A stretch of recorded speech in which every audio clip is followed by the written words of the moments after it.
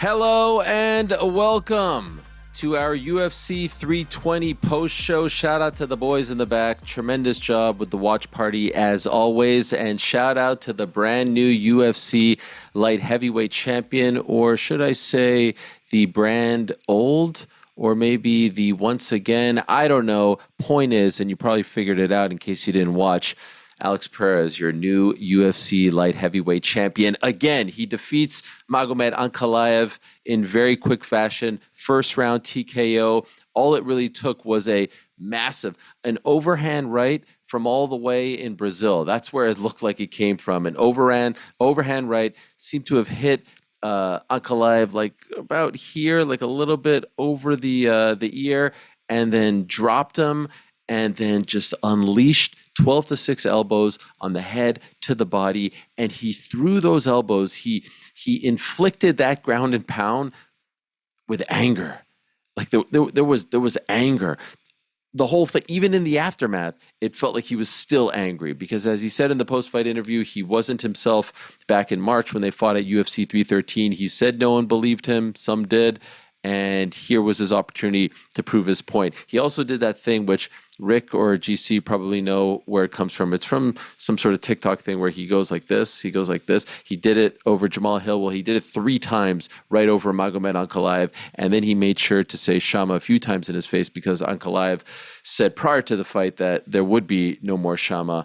Of course, Shama reigns supreme, and he is once again the man. I mean, he comes across as a superstar. I said on Wednesday, deep down inside the UFC, if they were being honest, they would admit they needed him to win, and he won. He's one of the biggest stars in the sport, one of the most beloved figures in the sport, and for him to come back like that, to make it undeniable, to make it as clean and as one-sided and as dominant as he just did, a little over a minute. Let me get the exact time if I can pull it up right over here. The exact time is, according to our friends at Tapology, it is so quick that they didn't even have it up yet. 1 minute and 20 seconds. So 80 seconds is all it took for Alex Pereira to dispose of Magomed Ankalaev, the guy who took his belt away from him back in March and who beat him back then via unanimous decision. Also of note, co-main event, Merab Dvalishvili might just be the greatest bantamweight of all time. I hate that kind of talk in the immediate aftermath of a fight, but he might just be the greatest bantamweight champion and fighter of all time. 20 takedowns against Cory Sandhagen. He wins via unanimous decision. He becomes the first UFC fighter to have 100 plus takedowns in his career. A very dominant affair in which he almost stopped him in the second round. We'll talk about all of that and a whole lot more. Jiří Procházka is insane. There's a lot to get into, but it's not just me here tonight. We do it back to back. Last night we were livid. Last night we were agitated. Last night we were disgusted. This time around, I don't think so. It was a great card. I'm talking to my friend, the patron saint of the Emerald Isle, the host of the critically acclaimed podcast, The Crack, Mr. Petesy Carroll. It's a little later in the day. Dare I say it's a little earlier in the morning for you. How you holding up, Petesy? I'm doing good. And that main card really woke me up as well. And no judging controversy. Like only the one fight went the distance on the main card today, right? So we don't have to do any of that tonight, which is nice. But blown away by Poatan. The rumors of his demise were greatly exaggerated. Even all week, I was asking Guilherme Cruz, the Brazilian beast, the greatest reporter in the history of Brazilian combat sports. I was saying, is this worrying you, this new Alex Pereira, the way he has been acting all week, the new talkative way? He's doing interviews to his phone. He's posting them on the internet. I was like, is this a bit of a tell? And Guilherme admitted to me that he was very worried. And then suddenly he just gets shot out of a cannon as soon as that bell rings. And honestly, is there a more terrifying guy? Is there a more terrifying champion in the UFC in terms of the striking realm when he gets going? I really don't think there is. I thought it was absolutely phenomenal. I mean, you look at these photos here, and again, the intensity in which he displayed. This man was possessed. I mean, it got very personal, as we've talked about. It got very personal between the two of them. Ank did his part. Like, let's be honest, a lot more people care about Magomed Ankalaev today than they did a year ago. And that's due to the fact that he played his part. He played the heel. He said the things that fired up Alex Pereira. People were booing him in Las Vegas, and I think he was okay with that. I think he set things up to be the bad guy. And so credit to him for that. But Pereira, I think, just absolutely despises this guy. I think that is very clear. And for him to go out there and rock him, I won't say drop him, because he landed the overhand right, and then Ankalaev kind of shoots because he was rocked, and then he unleashes those elbows again to the body, to the head. I have seen a couple of people, Pete, say that they thought that the shots were being defended, that they were being blocked. Did you think it was early, or were you okay with the stoppage? No, I felt as though Herb was showing Ankalaev that I'm here. I'm here. I'm waiting for you to defend yourself. I'm waiting for you to change position here. I did feel as though like he gave him some opportunity, maybe not the longest amount of time, but I do feel as though he gave him opportunity, let him know that he was in a situation, a fight-ending situation, and nothing changed from there. Now, granted, it's easy for me to say that I'm not defending massive elbows from Alex Pereira while this is going down, but I do feel as though Herb gave him a good chance to get up. I don't think there should be any massive issues with that, if I'm being honest. So unofficially, as far as UFC stats are concerned, Pereira 28 of 45 as far as total strikes. Ankalaev 4 of 9. You know what's crazy to me? When we were talking about this fight before the first one happened, when we were talking about whether or not the UFC would want to make this fight and whether Ankalaev would be Pereira's kryptonite, what did we focus on? We focused on the takedowns, right? Now, after two fights, Magomed Ankalaev is 0 for 13 in takedown attempts against Alex Pereira. 0 for 12 back in March, 0 for 1 today. Who saw that coming? It's pretty remarkable, right? I mean, I know this was a really quick fight, but the 0 for 12, obviously, it was in a fight in which he won, and Pereira just wasn't himself. Who would have thought that Ankalaev would have outstruck Pereira the first time they fought? But I just think that's an unbelievable stat. And look, Dana White wasn't there, so we couldn't get a sense for how he feels about the proceedings. But let's be honest, just like I said back in March, I stick by it. This is a great result for the UFC.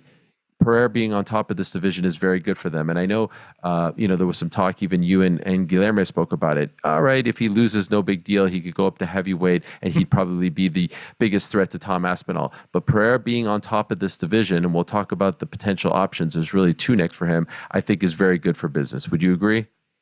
Yeah, absolutely. And it's funny because I think we're often on these shows and we're talking about, we just need a bit of new life in these divisions. We want to see some new guys up there. And tonight, the toast of the town is two former champions of this division, and it's injected so much energy into it. And look, you're dead right in what you're saying. All of the stuff that was coming out in the lead up to this fight, even Din Thomas, great friends with Dana White, those comments getting reheated once again about this guy suits the PFL perfectly. He's a great fighter and nobody cares about him. That was the kind of thing that we were hearing. You got to say that the division just feels completely different after what we've seen tonight.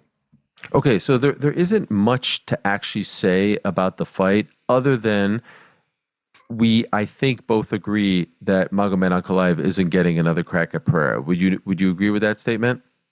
Didn't even consider it. Didn't even, Okay. Not even for a second in the aftermath as I'm watching Pereira in the middle of the cage, and we're like, oh, I wonder if Ank can get back up for a trilogy fight. That did not cross my mind.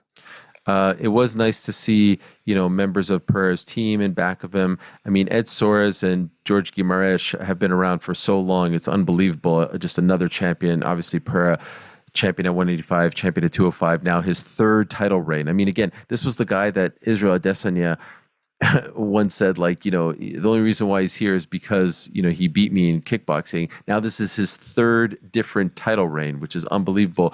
And not to say anything of the actual title defenses as well. I'm going to jump around here for a second because it's all tied together. We saw Carlos Elberg looking fantastic in that cutoff over in the in the cage side position, and we saw Jiří Procházka show up towards the end of the Jiří was the one wearing the cutoff. I think he was wearing some sort of like samurai sort of outfit. I'm not really sure what it was. It's not a samurai, but it was a tremendous look. Anyway, the point is, Jiří Procházka won, and we'll get more into his fight in a moment. But Yuri's there, Carlos is there. They bring Jiří out for the main event. Carlos flew over from Australia to be there cage side. Now we get to the scenario that we talked about on Wednesday, because I asked you guys, remember we were talking about it, it was with you and GC. I asked you guys, okay, if Pereira wins and Procházka wins, they probably go to Ulberg because Ulberg is the fresh matchup. But because the Procházka fight was so crazy, was so dramatic, was so exhilarating, do you think there is a chance that Pereira versus Procházka 3 is going to be next? I would say, now tell me, am I wrong? Did the camera flash to Jiří being very emotional after Pereira won this fight, or am I losing my mind? I felt there was a cut to Jiří, and it almost seemed like he was welling up a bit, as if he felt really with Pereira winning. I missed the fight that. Maybe I've got this completely wrong. Maybe I've. Okay, thank you, Frankie Frank. saw it too. Thank you, Frankie. So I did see the one great shot of him like overlooking Magomed at the beginning there. Did you see that? Yes, yes. No, but I'm talking after. Okay. It's almost like he's in reaction to what's happened. Oh. Now, yeah, we have read Jiří incorrectly before. He could be purely being motivated by seeing a former rival as him, rival of his, reach the pinnacle once again. It's like, this is the type of guy he is. Like, we don't really necessarily know. But I will say, and me and GC did mention this, Ulberg, that event in Perth wasn't great. It didn't move the needle. We know that has been a thing that has been cited before when we're thinking about putting guys in certain spots. I know it's a different era now.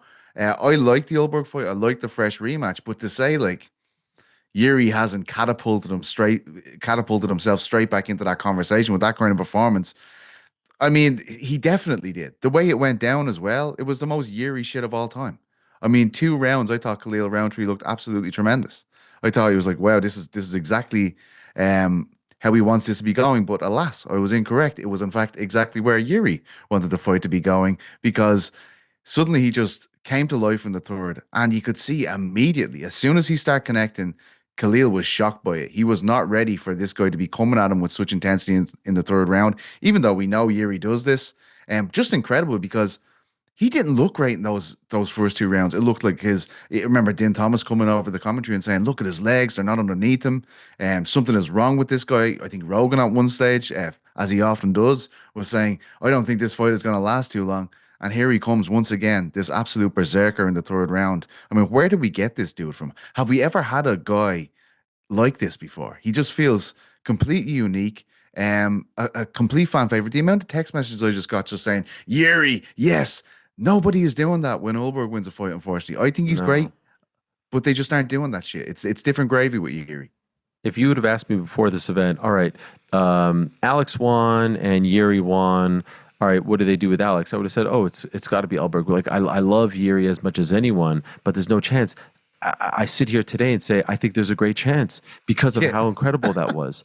You watch those first 2 rounds and you're like, man, Rountree just not the best kind of matchup for him. You know, he's just a little too precise. He's a little too technical. He's a little too composed. And then that third round happens and then he knocks him out like that. And you're like, holy shit, this guy, you know, I saw someone write, if Merab is undeniable, Jiří is inevitable. Like, it just seems like he is always going to pull something out of the fire. And you know, he said in the post-fight interview, he said, you know, it was a little too easy in the first round for me. So, you know, I think what he was trying to imply was like, I get up for the big fights, I get up for the big opponents, and the first round was too easy. Excuse me, I don't think anyone scored the first round for him. I don't know what he's talking about as far as easy, but it's just amazing to hear this guy talk, and the intensity in which he speaks, and just his whole aura, his whole persona is incredible. Now there's some people, so we're not doing this the usual way, but it's because, and I want to give Merab his due. He was the co-main event, he won, and it was a tremendous performance. But because the main event and then the third to last fight are connected, plus the Ulberg situation, we're kind of talking about this whole story as one big story. There are some people who are suggesting that, well, in the post-fight interview, after the main event, Alex Pereira said he had something in mind for his post-fight interview, because of what happened yesterday, he wanted to give a shout out to Jon Jones, and he wanted everyone to have a moment of silence for Jon Jones's brother, Arthur Jones, former Syracuse football player, the former Baltimore Raven, the former Indianapolis Colt, who shockingly and tragically and suddenly died at the age of 39. Awful, awful story. Had the opportunity to meet Arthur a few times. Both went to Syracuse at around the same time, and he was a gentle giant. He was a teddy bear of a human being. So this is an awful thing. And so some suggested that he wanted to call out Jon Jones, but he did not want to be disrespectful. Now I'm seeing some other things that Carlos Ulberg is telling the media that he thinks Alex Pereira is moving up to heavyweight. And so maybe that's why he was thinking of Jon Jones, because Jon has shown no interest in going down to light heavyweight. So I don't really know exactly what is happening. Here's a tweet from Jon Jones saying, "Wow, Alex, with the praying emoji. I don't really know exactly what's happening, but if everything stays the same, PT, I think there's a very good chance they go back to Jiří, and I never thought in a million years that would happen." No, and just in theory, right? This Jon Jones situation, I don't think that kind of happens now either, right? Like obviously he's the champion at 205 and stuff, but even if there was a way, I don't think the UFC would entertain that because of how it played out with Aspinall, right? Is that how you're feeling about that as well? You're just essentially, you've passed out the belt to allow this fight to happen that Jon wanted the whole time. He kind of wins the war of public opinion at that stage, if you get me. Yeah. I mean, I'm really curious to see how they do matchmaking in this new Paramount era. Are they going to try to come out with like if Aspinall wins, do you try to do Aspinall versus Pereira as a super fight of some kind at the very beginning of the Paramount Very era? against that now, though, right? They're very against that idea. I know. I don't think they do. I don't think they do. By the way, I am watching a video here, and Jiří does look a little emotional. You're right. He does look a little emotional. He's very intense watching. And it could also mean a million things, right? Like we're so foolish to be like, this is what he's thinking, because it's impossible to know. Yeah. I feel like you need to get the phone out there, Helwani, and have a word with this man maybe early next week. Alex Pereira, the first light heavyweight to recapture the title since Jon Jones did back in 2018. He is saying, Jiří, in this video, we're next. But also Carlos Ulberg is there, kind of giving him like the old golf clap, like the "I'm not too impressed." Actually, I'm looking at a tweet here. Ulberg is the one, who said we're next. Jiří's just standing there emotionally. I'm not really quite sure what he's thinking exactly. In that he's moment. winning. He is. This is the aura battle here. Yes, Jiří is absolutely ruining him. I mean, who the fuck can actually step to this guy in terms of just being compelling? There is not anyone like this dude. Like, I mean, GC put out the video after he won of him just screaming in the middle of the rainforest. And you're like, yeah, fucking just do whatever you want. You know what I mean? Put him wherever he wants to be. We need more of this guy on the TV. And look, we talked about it for years. The UFC, with the shorts and the uniforms and the lack of letting people go on a limb with things. It's very rare that you get such a unique character, and this guy seems to explode through all these barriers and still present this absolutely unique, one-of-a-kind athlete. Like, that is what Ulberg's up against here. I think Ulberg's a fantastic fighter. He's a beautiful looking man, fair play to him. Yeah, but Jiří, he is not. By the way, if you didn't know any better, if you didn't know their history and you just saw the clip of him crying, you would think that like he's his longtime best friend. Like the look on his face is of genuine joy. Reverence. And like, yes, it's unbelievable. But I think that's what it is. I think he is genuinely. I think they are like he's in awe of what's happening here, rather than, oh no, something's slipped by me. I think he is feeling this moment. Let's not forget, like, this guy has been outside T-Mobile just draining the energy from the building the night before fights at some point. Like, it's any amount of things could be happening here. I just don't fully think that we can comprehend this man's mood or thought process at any point, which makes him all the more captivating. Let me ask you this. See, look at this, the aura battle here. Look, come here. It's tough. I love you, Ulberg, but who is Jiří? Okay, so I was right. They were both wearing cutoffs. All right, different kind of cutoffs. This one's a little bit more traditional, if you will. Also, didn't have the antenna this time. Seemed to be okay. Okay, let me ask you this. Who would you like to see fight Alex? Forget about this, but he did, just who would you like to see? Is there a way, right, that we put Ulberg in against Alex and we look to put Jiří against someone where it will build the mood for it, because it is 2-0 to Alex. You know, Yeah. we have to keep that in mind here. Is there any way we can put Jiří in a captivating situation whereby whoever wins, be it Olberg or Pereira, we are like jazzed to see Jiří back in there? That was one thing I was thinking after he won today. I was like, you know what? If I'm the UFC, I'm probably putting Jiří in against Ankalaev if he wins this main event, because again, you're putting the guy with a massive name. If he manages to do something spectacular to Jiří, it puts him over in a completely different way. And maybe that's what we should be looking at here. But there's just not a lot of options, you know? There's just when not he a lot shows of up like options. that, like with the fucking cutoff on, do you know what I mean? Yeah. Crying when his rival. I'd love to see him fight Jan Blachowicz, but Blachowicz is coming off a loss to Carlos Alberg, a couple losses in a row. That's it. It's too much of a step back. And then if Jan beats him, it's like, well, there that goes. You know? Like the only guy who's got any kind of momentum right now at light heavyweight is maybe Johnny Walker because of that win over Mingyang Zhang, and he is ranked 12th. You know, it's there.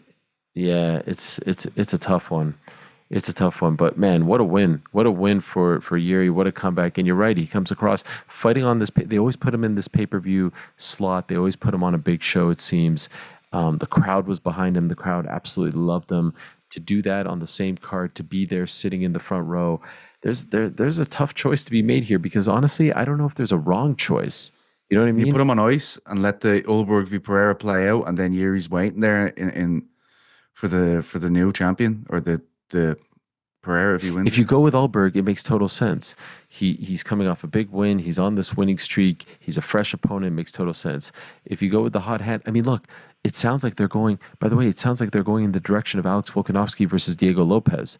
Lopez won one fight and he got right back in there. Who would have saw that coming? So this could be a very similar thing. And for Jiří, it's not just one fight, but I'm saying, like, you know, just because someone recently lost to the champion, sounds like they don't really care. They're just going for what they probably think is the hottest fight, right? Yeah. Like the hottest hand. But then Jiří's winning that in that argument. 100%. I mean, no one was talking about that fight last week. No one was even talking about it in Perth, let alone around the rest of the world. So Alex Pereira wins. Jiří Procházka wins. The Jiří fight is one of the comeback performances of the year. He was legitimately down 2-0, and there was no sign of him coming back. I mean, they were talking about his legs. As you said, Dean Thomas was saying the fight was going to be over very soon if he didn't turn things around. Rogan saying the same type of stuff. They said he was off. They said he wasn't like himself. And then all of a sudden he wakes up in the third with that unbelievable knockout of a tremendous fighter. And you feel for Khalil because he was looking so good and he was fighting a very smart fight. And you know what? I feel for John Wood as well. He had to see his guy get knocked out and then run all the way to the back to corner his guy, Merab Dvalishvili. But it didn't seem to matter because Merab, as I said, seems to be undeniable at this point. He has won his 14th fight in a row. He lands 20 takedowns, which is a UFC record, over 100 takedowns in his UFC career, which is a record. He has what I believed was a 10-8 second round. He was very close to getting his first finish on the feet via strikes since his spinning back fist knockout of Rafion Stotts back in 2017. That's how long it's been for him. He did have a ground and pound win in the UFC, but nothing quite like we saw in the second round here against Cory Sandhagen. By the way, shout out to Cory Sandhagen. In the end, he ended up making a bit of a comeback. He ended up, in most people's eyes, winning the fourth round. You can make the case that he won the first round as well.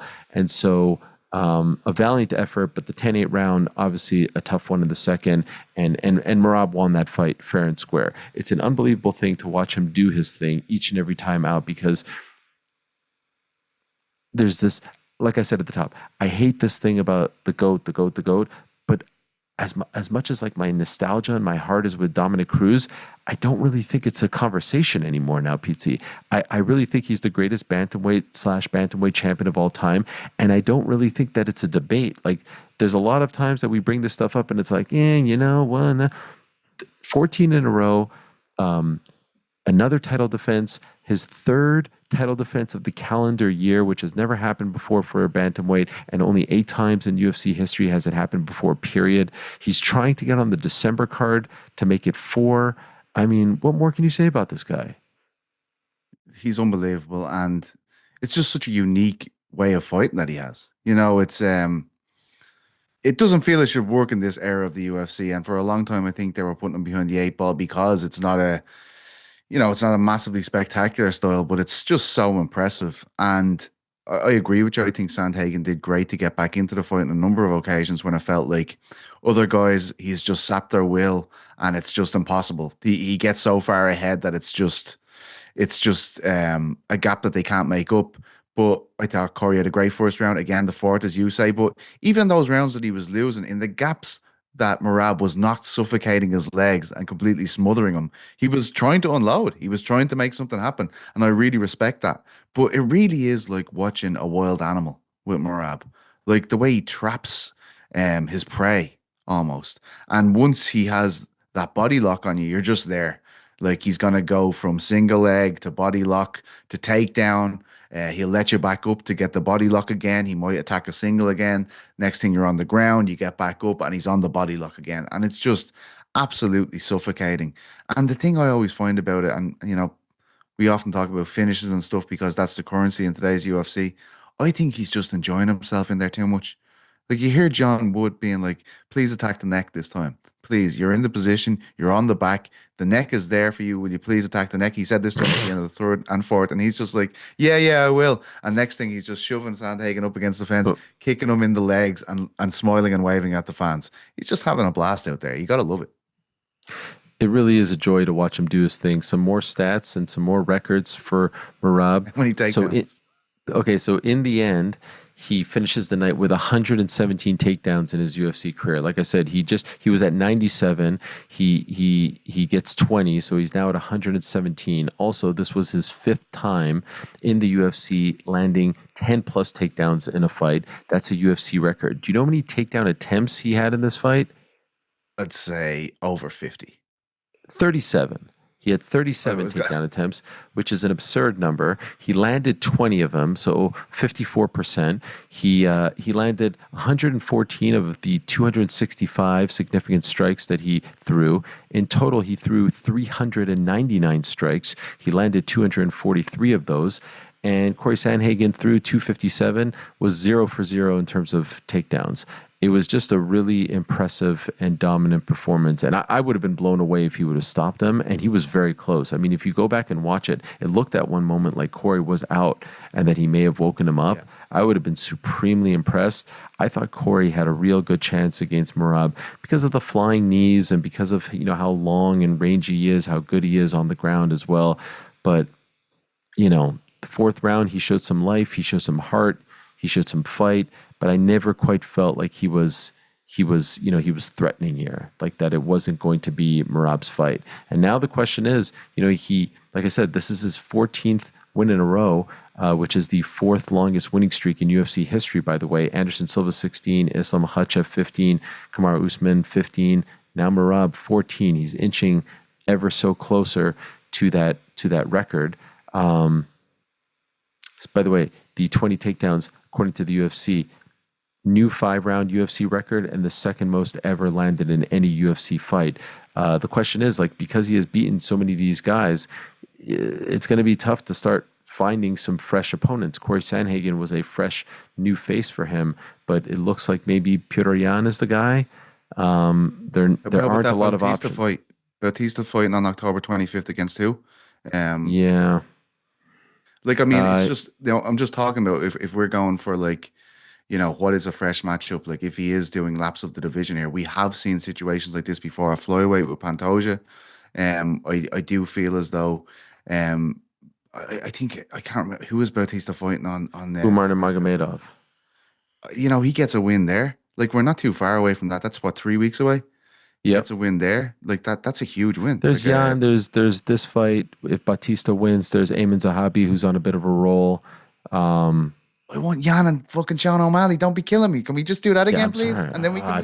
I feel like we might get Jan, to be honest. Jan Marab or Jan O'Malley? Yeah, no, Jan Merab. Yeah. And look, I love Jan. I think he's class.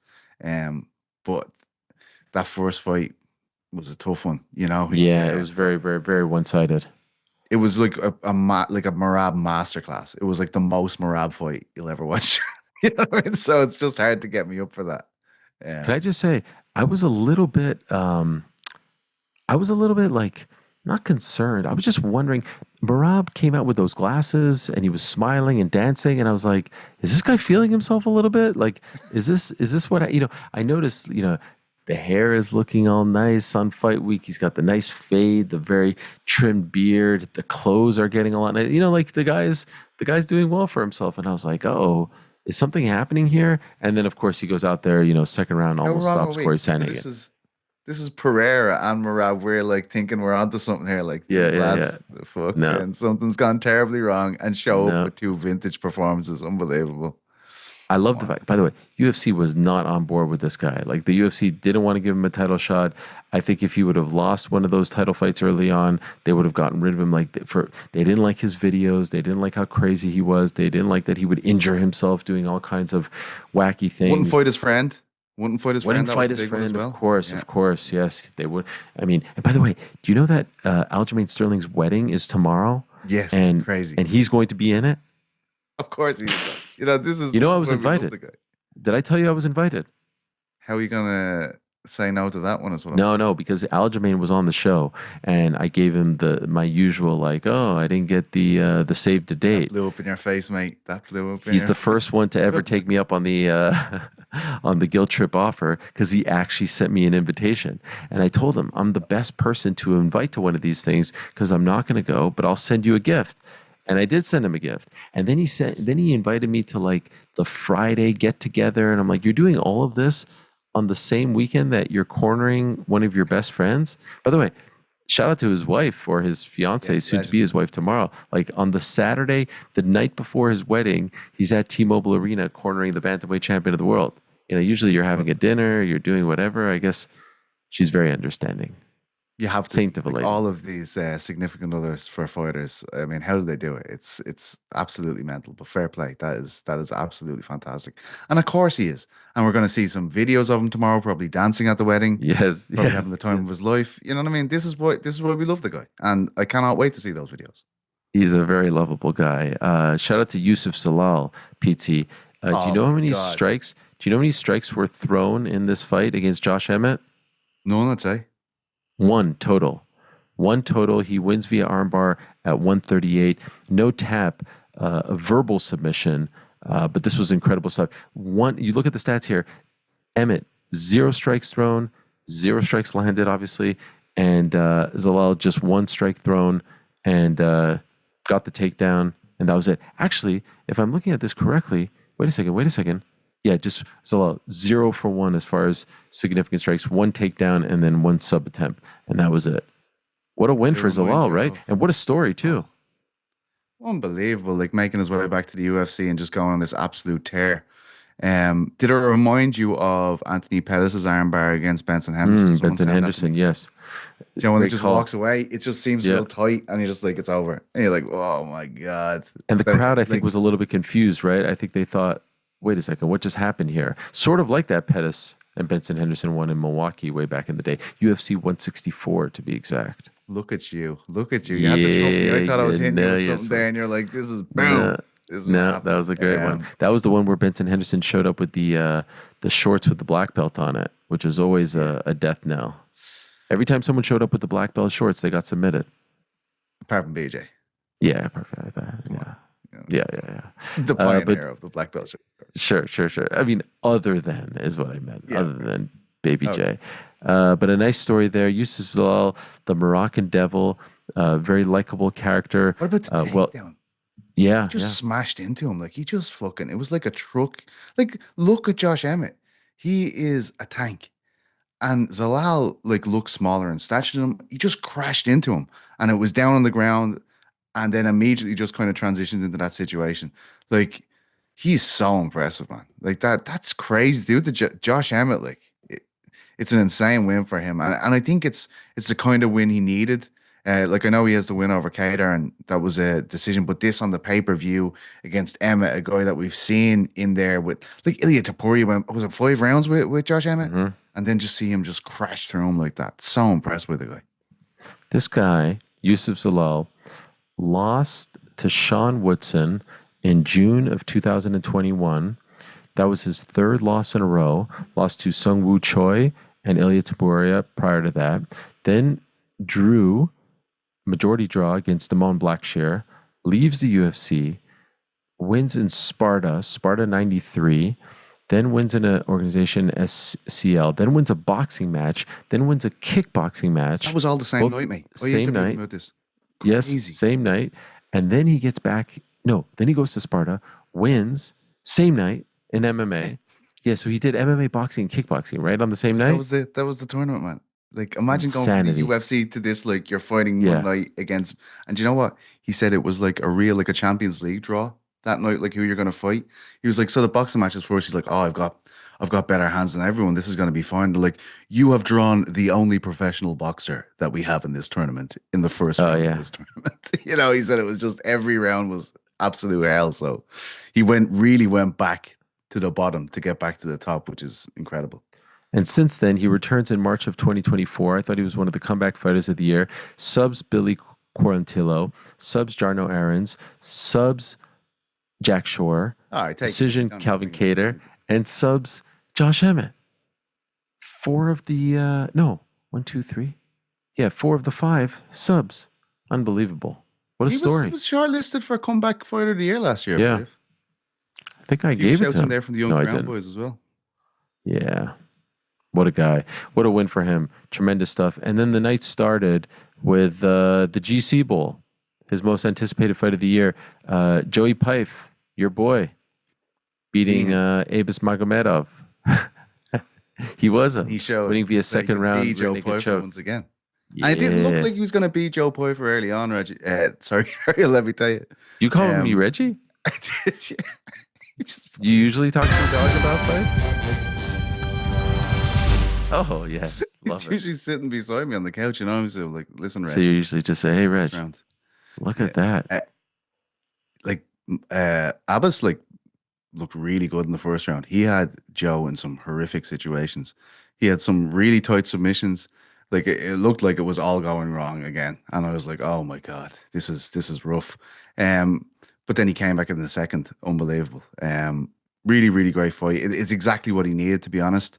And I think, again, in a really good spot in a pay-per-view to do something like that, it kind of refreshes everything for him. I know he's taken some time away from social media to generate this kind of energy, and it seems like it's done the job for Mr. B. Joe Pyfer. I am curious about the shaved head. If you do the turkey thing, why shave the head? Well, people like it's complete shave, isn't it? It's not even left a 5 o'clock shadow up there. Yeah, what's the point then? I mean, maybe he regrets the decision. You think so? Maybe it's not come in. Maybe it's gone wrong. So you think he's just trying to press the reset button? I'm not trying to, I don't want Joe Pyfe to go on social media tonight and be like, Joe, I'm going to take out my phone. I've had a win. And then he just turns on and it's Petesy Carroll going, what the fuck did you shave his head? I don't want any of that. Your hair looks great, Joe. I just was surprised. I was surprised. Ariel has a bit of stubble there and he's the one asking questions. You know what I mean? It's very close. Can I just say, what you've got rocking here, very close to what Joe's doing. But I didn't go to Turkey. I didn't go. The hairline's too perfect, mate. The hairline is too perfect. By the way, in his defense, he said he only went with his friend. He had no intentions of going, but his friend wanted to go, and he said, "Yeah, why not?" Anyway, shout out to Joe Pyfer. Great win for him. What? Did he get the deal off the lads over there? Did he get the celebrity situation? Because he went as a +1? You do the shame picture where you get dotted up and you're like, oh, my life is better now. I know I look ridiculous, but it's your pound of flesh that you have to pay when you're getting dotted up, isn't it? You just have to go, look, I look like a fucking idiot. I'm after fucking getting dotted up here. All abuse me. For someone that doesn't want him to think you're coming after him, you've been going on keep about going. this. No, don't interrupt I'm not talking about Joe. I'm just talking about the industry in general. Do you know what I mean? It's like they all want the pound of flesh of just being like, look, see, I fucking destroyed myself, but I look great. Sometimes there's the shots behind their back, and there's blood coming out of their neck. They're on the flight and they're swollen foreheads. It was worth it. It's awful. It's awful. I'd rather just be bald. I'd rather just be bald at that point. Yeah, it's Just fuck it, you know. Why do you have to put me through this shame loop? I'm just trying to correct my hairline. I don't need to show them what it looks like fucking before it's grown back. Do you know what I mean? Truth be told, a great night for that Turkish company because I think Merab went there too, and his hair And looks both fantastic. lads have fucking Yeah. great hair. Like they're both like wonderful. GC knows the name of the company and everything. He's cited it many times on the show. He's Now stayed quiet airtime for or some something. reason because they didn't get. Oh, is that it? I think it's called Now Airtime. Shout out No Airtime. Now They Airtime. pick you up in those cool limos with all the lights and stuff. You know. Put you in a Sprinter. Yeah. And they give you a little champagne. What'd you It's a say, great Jordan? What's it spot. called? Hair time now. What do you say? Close. Hair time now. I said now Yep. hair time. Damn it. Anyway, shout out to him and his cool hair. Atiba Gauthier, shout out to Atiba Gauthier. I mean, what more can we say about this guy? He is Terrifying. What the fuck, terrifying. man? Like he He is. ties Tom Aspinall and Ilia Topuria for the longest active UFC knockout streak with 3. It's like he doesn't know. Like it's like this is bound to. Like that's Look at his inevitable. body right here. Like, look at this. You know, Crazy. his physique is insane. His power. I mean, And shout and out it still Carl feels Prince like for he's making not this quite shit happen. there. Yeah. 100%.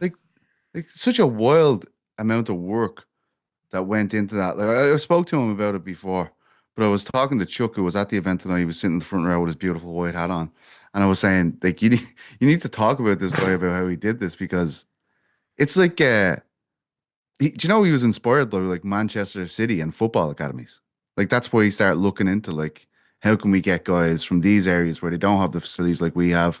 How could we get them over and see how they work out in a gym like this? And he went through it all. Atiba was living in his father's old house in Manchester and going training with the likes of Lerone Murphy and everything. And he's just like one of the guys now, like fits in. And that gym obviously having outrageous success. It's a hell of a story. And another UK gym just rising up to prominence. It's amazing. Shout out to Kabi Lamb. That's the thing that Alex Pereira did. I'm going all the way to the top of the show, but I just saw it. The Kabi Lamb. Yeah, Or he's is the it guy that, Kabi like, Lame? shows the easy ways to do things, and then he's just Yeah. do it. Atiba Gauthier could do that as well, by the way, because he's doing it very easy. I mean, shout out to him. By the way, shout out to Luke Barnett as well. Luke Barnett has been telling me about Atiba Gauthier for a while now. Also, Lerone Murphy, part of that Manchester top team squad, and they're doing big things. They're doing big things. So that was an impressive. Did I just say that like 2 seconds ago? Did I not like be like Manchester top team class, and then you just went? No, I know, "Oh, but yeah." you didn't mention Luke Barnett. You didn't mention Luke Barnett. I'm trying to tie it all together. Small fry compared to Colin. Oh, so you're not a fan of Big Slow. You don't think Big Slow deserves any credit? None. Do you even know who Luke Barnett is? He's like best mates with Andrew Tate. Andrew Tate. Daniel Santos picked up the win over Zombie Jr. Stopped him in the second round. Our boy. He's a lovely. Ju Sang Woo. on his chest. You like Look at that Daniel Santos, huh? You like I that love him. tattoo, especially. He's got that little cutie hound on his chest, and he comes out and he fights like a Rottweiler. It's very impressive. Like he looks undersized, and then he just hits like a fucking hammer. I mean, what's not to Yeah. like about this guy? You know, and your man's giving him the claps, and then he just folds him up, and you're like, listen, mate, Yeah. don't mess with a fucking lad who has to take his top off for a living and has a little friendly poodle on his chest. That's the wrong guy to fuck with, me. He does not give a fuck. Oh, It's trying not to curse. That's gone out the window. yeah, no, it's okay. It's 6:41 in the morning over there. Protege of one Ioanni Jacek, Jakub Wiklas. Is that the headline from that story? Is that the headline from I that was story? getting to it. Yeah. Defeats Patchy Mix. What can we say about poor Patchy Mix? What is going on, man? That does not look like the Has same. Patchy Mix been fraud checked? Can I just ask the question? Oh no, this is the thing you hate the most. I can't believe you of all people are bringing up the fraud check question. It just doesn't. I honestly. No, it looks nothing like the guy. Yeah. Where's the I don't know explosion what's- gone? Where's the speed? Where's the intensity? Like very early in this fight, he's taking shots and he's having big reactions, and I'm just like, whoa! Did not like. Let's remember, like this because he's in against a kid here who's making his debut, a KSW champion. Let's not like pretend that he's some bum, but.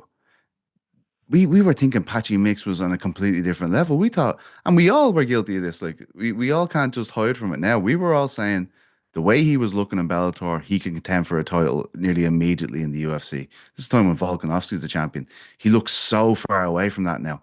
Right now, you're thinking like, you're 2 fights in. Is it already over? Could this potentially already be over? Yes. Do the UFC want to see a third fight?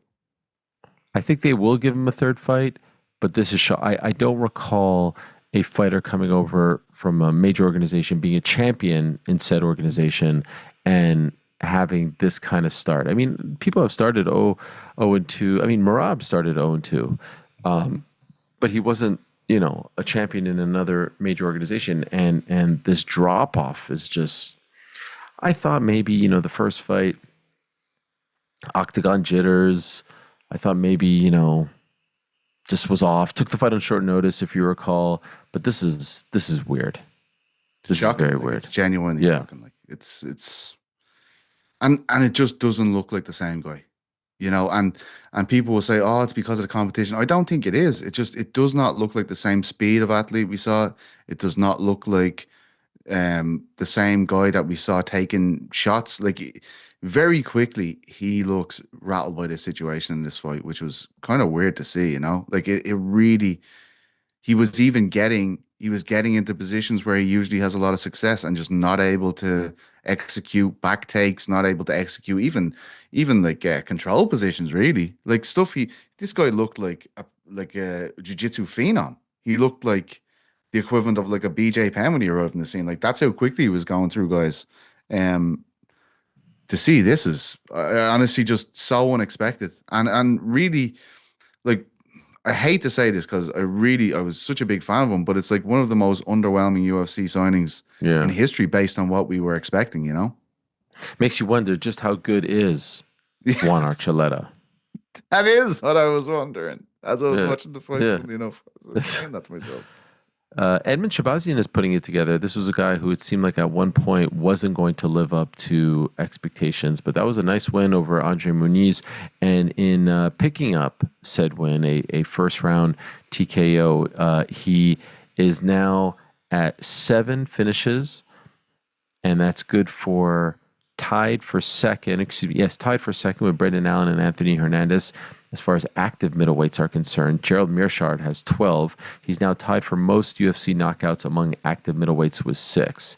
So shout out to Edmund Shabazian, who is still doing it. Wins with just 2 seconds remaining in the first round, 4:58 to be exact. Puna Soriano picked up a unanimous decision win. Llanos Santos did as well, defeating Messi Chesson. Farid Basharat won via unanimous decision against Chris Gutierrez. Ramiz Brahimaj won via second round submission over Austin Vanderford. So Vanderford now 1-1 in his UFC career.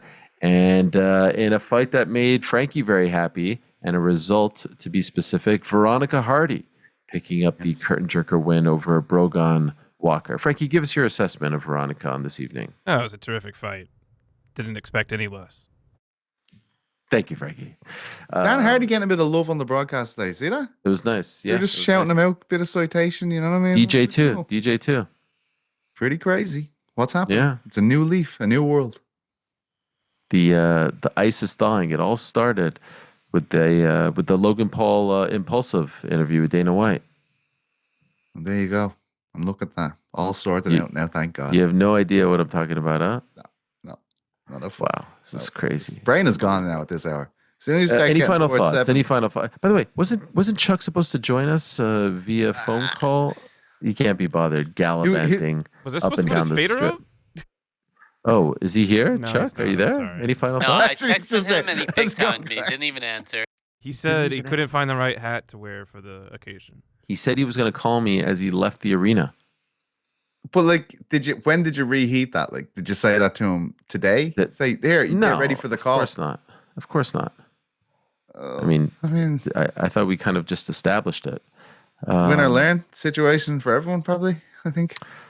Okay, we do have. Okay, I was about to wrap this up, but a few thoughts from or a few notes, I should say, from the press conference. Dana White has revealed that Alex Pereira wants to move up to heavyweight. Now, so just forget about everything we just said. All right. Yeah, that's great. So maybe that's why he. But hang on, like he just won the belt, and Dana's like he's going to heavyweight. Well, What's happening now? maybe that's why he wanted Jon Jones. What about Pereira versus Jones at heavyweight? Winner gets Aspinall. Well, like then you are literally putting the two guys together that he would most want to fight and being like, let's eliminate one of these. Why don't we put Jon Jones against Aspinall and then put Pereira against Aspinall? You. Dana White told the media this courtesy of Aaron Bronstetter. He saw Pereira at the Performance Institute today, and his team told him that he wants to fight at heavyweight. He feels that there are still fights for him at light heavyweight, but talks about how much Pereira has helped the UFC when asked. White says he doesn't know what to say about whether Patchy Mix should have gotten the decision win. White says his biggest reservation about Pereira fighting at heavyweight is that he is used to fighting at middleweight, and 2 weight classes is a big jump. I mean, sure, but he's a now 2-time light heavyweight champion. He was 235 today in the cage. Yeah.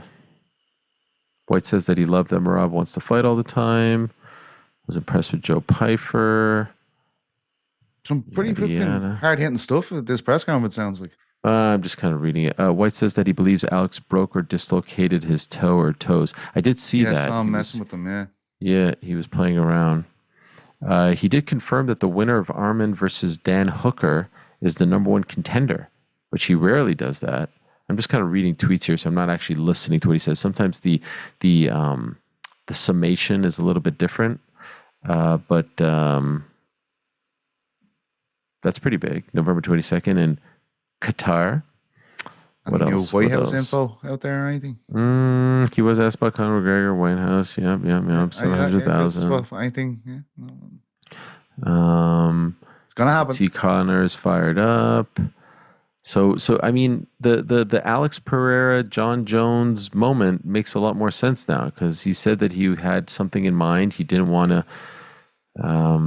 It's not really on though, is it? It feels like this was the situation we are trying to make happen for Aspinall, and then they just remove the belt from the situation, and then they're like, right, go for it.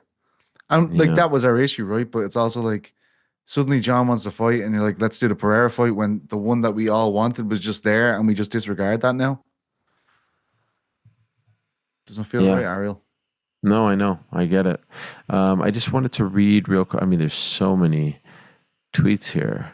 I have a list on Twitter where I put all my MMA related things, and there's just so much. Where is this? I wanted to just get the stats before we go. Okay. Performance bonus. Alex Pereira, Jiří Procházka, Joe Pyfer, fight of the night. Jiří Procházka versus Khalil Rountree. Yeah, fair. He did say that he was going to hook up Youssef Zalal for the submission as well. The gate, 8.8 million. Attendance, 19,081, which is a pretty damn good gate, although less than Chicago and about the same as New Orleans. Let's see, last time they went to Las Vegas for International Fight Week was an $11 million gate. So a little less than that, but a solid one for the October showing. Bit more than Newark. Anyway, Alex Pereira is your new light heavyweight champion. Perhaps not for long, by the way. Could be moving up to heavyweight and vacating that. Who'd have seen that coming an hour ago? And Merab is still the champ. And Jiří Procházka might be fighting Carlos Ulberg for the vacant title by the time this is all said and done. There are your results. What happened there? We've done 2 post shows this weekend, PT, and I still maintain 50-45 as the worst scorecard in the history of MMA. It's tough. Yeah, I've had a lot of. I don't know if you had a lot of people reaching out to you from the scoring cards world over the last 24 hours. Good reaching out or bad reaching out? Well, trying to spit some game in my ear about it, and I'm like, you're not gonna fucking do this to me. Listen, I know you think you're playing acid jazz here, but you aren't. All right. Nah. It's fucking mental. Great. That's someone like just because you could theoretically say, oh yeah, like maybe there is a possibility that you could possibly see, and you're like, but what is the percentage of possibility here, like that someone could see the fight that way? It's just. And then you put the referee situation, you put the transparency with the scorecards. 2 times 3 times they had to give us the scorecards before it accurately depicted what was meant to have happened. Too many flags in the play there for PFL on a night when so many people were tuning in, and a brilliant fight been marred by constant chatter about what was right, what was wrong, and blah blah blah. And that's unfortunately the bottom line. Special shout out to Platinum Mike Perry, who defeated Jeremy Stevens tonight at the Rock in Newark Prudential Center. Great fight. Freaking Jeremy Stevens showed all the heart in the world. Ended up getting stopped very late in the 5th and final round. Mike Perry back, and a familiar face or two might have been in attendance. Who? More on that in the days to come. You know yourself, PT. We're fucking back. Not only are we fucking back, we're fucking better than ever. The boys are back in town. The boys are back in town. Well, enjoy your Sunday, PT. yo, what about that punch? What about that? Can I just mention like the Queen of Violence fight? Ferry, that punch he landed on board, just the noise of it though. Like it was crazy. If you haven't seen that, please go and watch it. 4th round. Shot was sick. Nice little tight show. 4 hours start to finish. Started at 6, ended at 10. Quick 10 fights, back to back, no filler. You might ask, how do I know this? I'll tell you about it later. PT. I'll tell you about it later. We got to go to bed. We've got a long day ahead of us, and we've talked for way too long. Thank you for that, Frankie. It's been a great day here at Uncrowned HQ. The boys held it down with the post show. I noticed a lot of the tchotchkes in the back weren't there. I'm not sure what's going on with that. Seemed like a lot of redecorating. I'm sure everything will be exactly where I left it on Monday. Nothing to do with me. Nothing to do with me, mate.